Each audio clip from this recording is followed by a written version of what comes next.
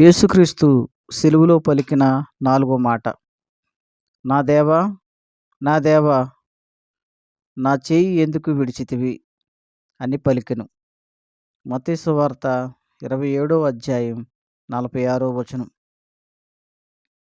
ఇంచుమించు 3 గంటలప్పుడు యేసు ఏలీ, ఏలీ లామా సబక్తాని బిగ్గరగా కేకవేసెను.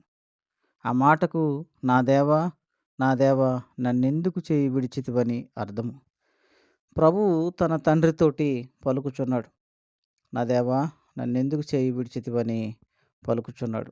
ఆయన పాపము లేనివాడిగా ఈ భూమి మీదకి వచ్చి పాపిగా చిత్రీకరించబడి నీ కొరకు నా కొరకు తన ప్రాణాన్ని పెట్టి ఉన్నాడు.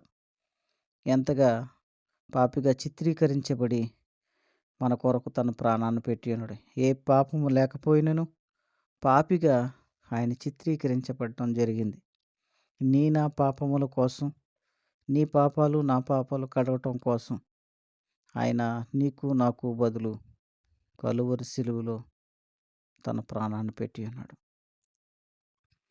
తను బాధించబడి, కొట్టబడి, నలగ కొట్టబడి ఆయన సిలువలో ప్రాణం పెట్టి ఉన్నాడు. ఎందుకనగా మనం ఆయన యందు దేవుని నీతిని అగునట్లును పాపం మెరుగుని ఆయన మన కొరకు పాపముగా చేశాను.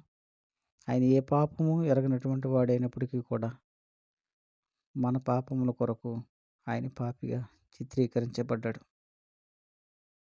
ఆయన పొందిన దెబ్బల చేత, ఆయన అనుభవించినటువంటి ఆ భయంకరమైనటువంటి శ్రమ,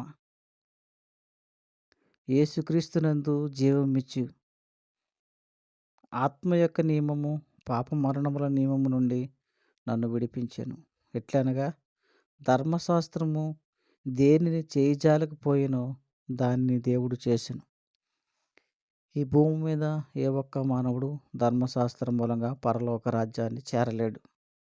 కానీ ప్రభువు నీ కొరకు నా కొరకు ఈ భూమి మీదకి వచ్చి తాను శ్రమపడి మృతి పొంది తాను కార్చిన రక్తం చేత నిన్ను నన్ను శుద్ధిని చేశాడు. అందు నిమిత్తమే నీవు నేను కూడా ఈరోజు దేవుని యొక్క రాజ్యములోనికి వెళ్ళటానికి అవకాశం లభిస్తుంది. ఆయన రక్త ప్రోక్షణ ద్వారా మనందరము కూడా పవిత్రపరచబడ్డాం. యెషయా గ్రంథము 53వ అధ్యాయం 5వ వచనం. మన అతిక్రమ క్రియలను బట్టి అతడు గాయపరచబడిను, మన దోషమును బట్టి నలుగొట్టబడిను, మన సమాధానార్థమైన శిక్ష అతని మీద పడిను, అతడు పొందిన దెబ్బల చేత మనకు స్వస్థత కలుగుచున్నది. ఆ ప్రభువు పొందిన దెబ్బలు మనకు స్వస్థతను కలుగజేస్తుంది. మనందరము గొర్రెల వలె దారి తప్పి పోతిమి, మనలో ప్రతివాడును తనకిష్టమైన త్రోవకు తొలగెను. యెహోవా మన అందరి దోషమును అతని మీద మోపెను. అతడు దౌర్జన్యము నొందెను, బాధింపబడినను అతని నోరు తెరవలేదు. వదకు తేబడు గొర్రెపిల్లయు బొచ్చు కత్తిరించు వాని ఎదుట గొర్రెయు మౌనంగా ఉండునట్లు అతడు నోరు తెరవలేదు.